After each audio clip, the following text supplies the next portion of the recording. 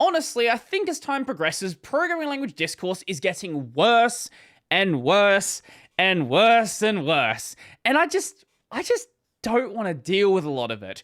Notably whenever Rust is involved, because for some reason, and I don't know why people are like this, it has to become this dumb American politics political statement. I don't care.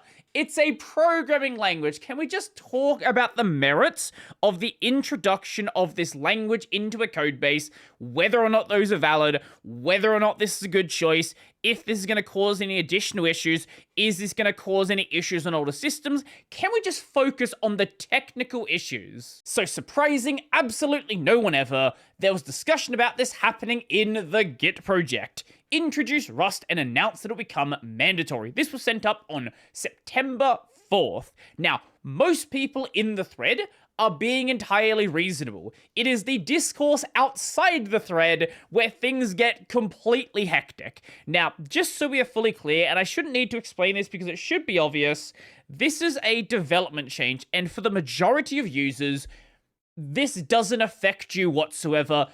You're not going to notice any sort of change. There are some affected users, and we will get to that a bit later. But the reason I bring this up is I actually saw someone who thought that they would need to have Rust installed on their system when they are writing C# code. No. Just no. It's not an interpreted language. Also, very important to note, this is an RFC, a request for comment. The purpose of this patch set and the accompanying discussion is to get feedback on the current state of the patch set. This is not something that is 100% going to be merged in the current state it's in. Anyway, this was introduced by Patrick Steinhardt, an engineer from GitLab. He's done a number of talks on Git in the past and is someone very well known within the Git ecosystem. And this isn't something that just he is involved in, he's just trying to push through by himself. There are a lot of developers within the Git ecosystem that are in favor of making this change happen. Anyway, this small patch series introduces Rust into the core of Git. This patch is designed as a test balloon, similar to how we introduced test balloons for C99 features in the past. The goal is threefold. Give us some time to experiment with Rust and introduce proper build infrastructure. Give distributors time to ease into the new toolchain requirements. Introducing Rust is impossible for some platforms and hard for others. Announce that Git 3.0 will make Rust a mandatory part of our build infrastructure. But now the series only contains support for Meson. I actually have no idea how to pronounce this. I've never heard anyone say the name. Let me know down below. If we agree to go down this route, this is the important part, if we agree to go down this route, it is not guaranteed yet. I'll also introduce support for Rust into our makefiles at a later point in time. As said, the entire goal is for us to have an easy playground that we can experiment on and develop the infrastructure incrementally without yet having to commit to anything. I'm mostly splitting out the topic of introducing Rust from the larger series that introduce it into XDiff so that we can focus more on the actual process of introducing Rust into Git and less on the potential features that we want to build on top of it. Here we have the XDiff repo. Right now it is written in C, and there is a whole separate discussion about introducing Rust into this library. So this isn't even the first of the Rust discussions. It is something that is widely going on within the Git project. If you think this is something being pushed through with absolutely no thought whatsoever, you are incredibly far from the truth. So there was quite a bit of feedback to this initially because, you know, it's an early RFC. This is the point of an early RFC. This is why it is not a proper patch set to be merged into the project yet. Shortly after that, there was a V2 version of the patch set. This adds in a number of important changes, notably the introduction of the makefile, which is kind of important for the build infrastructure of Git. And another very important inclusion is the breaking change announcement. If you make Rust a dependency of the project, there are going to be platforms where you can no longer use Git. Over the last couple of years, the appetite for bringing Rust into the codebase has grown significantly across the developer base. Introducing Rust is a major change though, and has ramifications for the whole ecosystem. Some platforms haven't yet been able to implement a Rust toolchain, even though it is possible in theory. Some platforms don't have any support for Rust at all, and some platforms may have to figure out how to fit Rust into their bootstrapping sequence. Due to this, and given that Git is a critical piece of infrastructure for the whole industry, we cannot just introduce such a heavyweight dependency without doing our due diligence. Instead, preceding commits have introduced a test balloon into our build infrastructure to convert one tiny subsystem to use Rust. For now, using Rust to build that subsystem is entirely optional. If no Rust support is available, we continue to use the C implementation. This test balloon has the intention to give distributions time and let them ease into our adoption of Rust. Having multiple implementations of the same subsystem is not sustainable though, and the plan is to eventually be able to use Rust freely across all our codebase. As such, there is the intent to make Rust become a mandatory part of our build process. And the proposed release date for Git 3.0 is somewhere around mid next year, so June-ish 2026, sometime after that point. So for platforms where you can do Rust but it's not wired up yet, this would be things like Cygwin or the Darwin ports of Gen 2's portage tree. Rust is available for those platforms in theory, but in practice, it's not there yet. As for platforms with no support whatsoever, this would be things like Nonstop, Intel Itanium, Alpha, and there are some other things as well. I have a plan laid out in the breaking changes document that mentions how I'm proposing to do the transition. We introduce it with auto detection for Meson and default disabled for our makefile in Git 2.52. We enable Rust by default with breaking changes is enabled in Git 2.53. We always enable Rust by default in Git 2.54, and we unconditionally enable Rust in Git 3.0. This is basically gradually tightening the screws, which gives both us time to build the infrastructure and gives downstream time to become aware of the change and adapt. I think making it mandatory in Git 3.0 makes sense because I also propose to make the last version without mandatory Rust be an LTS version. And if we connect that with it being the last version before 3.0, I think that's an additional benefit, as there'll be other breaking changes in 3.0. In the end, it kind of hinges on when we think we want to release Git 3.0. If we can agree on the above plan, we could also think about making Git 2.55 become 3.0 instead. That'd be in a bit less than a year from now, which I think is a good time frame for that breaking release. I personally don't see a reason to push it out into the future for way longer than that, and it would be good anyway if we built some consensus around its release date. Now, the discourse that continued to happen here led to a further V3 version, V4 version, and then a V5 version. But as people started to discover that this discussion was going on, discover that Rust was going to be in Git, the top of the thread also got a bit of attention as well. And there are some legitimate reasons to not want to go ahead and do this. So let's jump to this one right here from John Paul Adrian Glorbitz. I'm one of Debian's maintainers in Debian ports, and I maintain Debian unstable and more obscure architectures such as Alpha, HPPA, M68K, SH4, and Spark 64. Of all the architectures in Debian, there are currently 4 architectures that don't support Rust C. Those are Alpha, HPPA, M68K, and SH4. For M68K, the situation is special as both LLVM and Rust C already support M68K, but with Linux still defaulting to 16-bit alignment on this architecture, building LLVM and Rust C is currently not possible. I'm working on a switch to 32-bit alignment though, which is default for NetBSD M68K, and also what's specified in the official sysv ELF ABI documentation. In general, I'm not against introducing Rust into existing projects. However, I wish projects would be a little more patient until either GCC CodeGen in Rust C, called Rust C CodeGen GCC, or the Rust frontend in GCC have become ready for prime time. So this is a maintainer of some older, more obscure hardware that you don't see on the desktop. This is more like enterprise kind of hardware, and this is a legitimate problem. And here's Sergey Fedorov. I am the maintainer of ports for Darwin on PowerPC systems and contributor to GCC G4tran. I've added the whole of the current R ecosystem into Mac ports and a decent support for modern Fortran via FPM.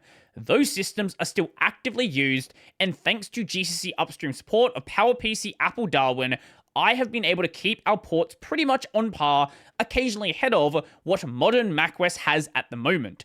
A lot of work has been done in the last 2 to 3 years, including fixing and restoring support for PowerPC for several major languages and compilers. All of these listed here. Git is essential for version control, but also for the build systems of Mac ports and CMake. Since my PowerPC ports rely on Mac ports infrastructure, there are 40k plus ports, I need a working Git in my workflow. To be clear, I do not object to adding Rust optionally, as I would not be against adding optional modules for any language, but making it mandatory while Rust is still broken on a few, admittedly edge case systems, hurts the open source. Again, totally legitimate problem. There are issues on certain architectures with having Rust in the codebase. Now, to further add to this not being something that just spawned out of nowhere, there is a discussion that took place back in 2024. Introducing Rust into the Git project. This was at the start of that year. There is significant work underway to introduce Rust into the Linux kernel. Among their stated goals, I think there are a few which could be potentially relevant to the Git project.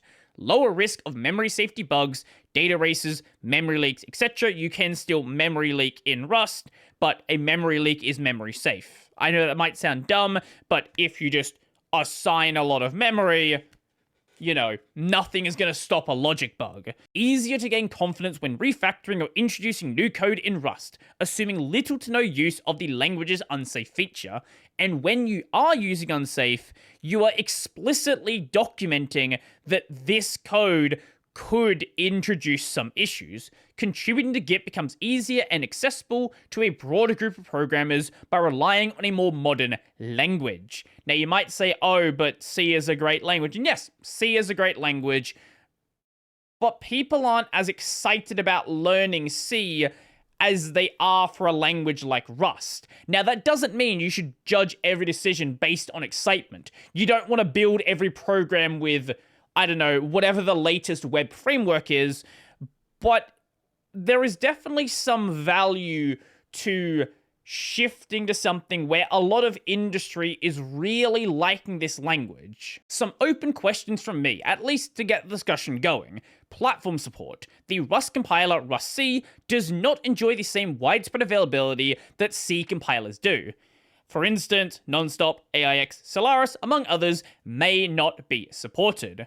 This is a problem, and this is probably the biggest blocker when it comes to any change like this. At what point do you say that a platform has a small enough number of users that you are willing to make a change like this? Or do you ever make that choice? Is that a choice that is ever a good choice to make, or a correct choice to make? Migration. What parts of Git are easiest to convert to Rust? My hunch is the answer is any standalone library, like stringbuff.h. I'm not sure how we would identify these though, and in what order we'd want to move them over. 3. Interaction with the libification effort. There is a lot of work going on to libify much of the Git codebase done by Google. I'm not sure how this would interact with that effort, but we should make sure that one isn't a blocker for the other. Now, some people have issues with the approach being taken here. For example, this person right here. Quite frankly, that would only complicate things and cause fragmentation.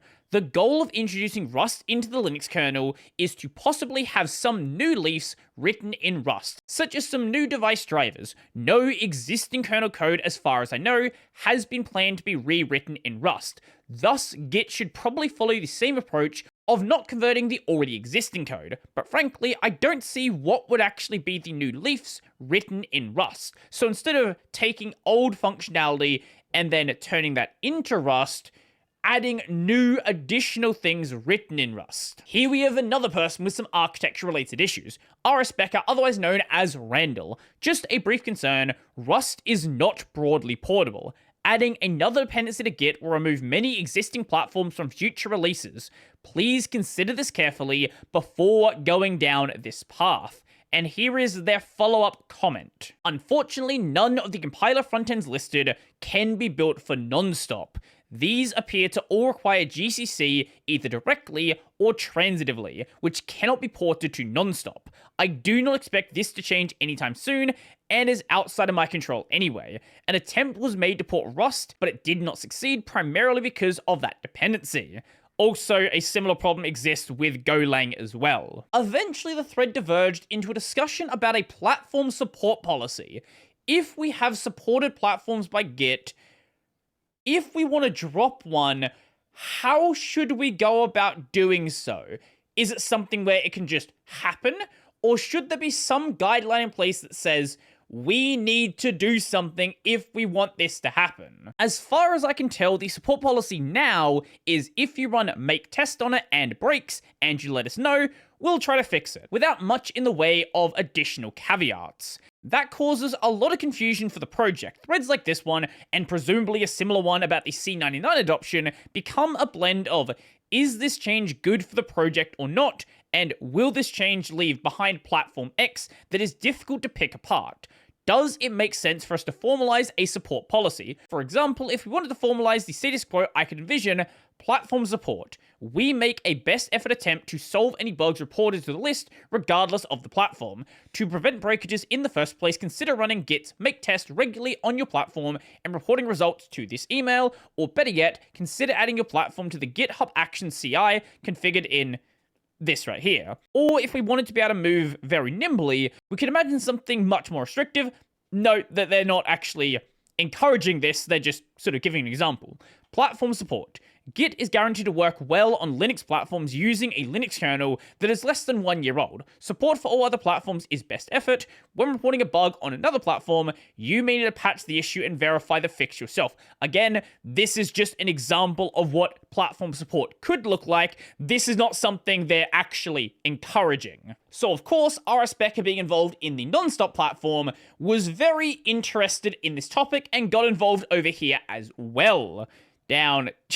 You have to quote the entire email here. Can support for exotic platforms be delegated to some community support concept? In Nonstop's case, I currently do 99% of the verification that each release runs properly. If I'm able to provide a fix, I will. We have been fortunate that most problems/solutions have been of general interest and impact, with my platforms being more of a canary in the coal mine situation where we encounter it first because of edge conditions, but other platforms may be impacted. What is the broad impact of dropping support for a platform that has a significant investment in Git? Where loss of support could have societal impact, there are platforms with 100 million or 1,000 million, a billion lines of code managed by Git today. This type of investment-related impact is specific to Git compared to other open source products. Could stakeholders be consulted before changing support levels?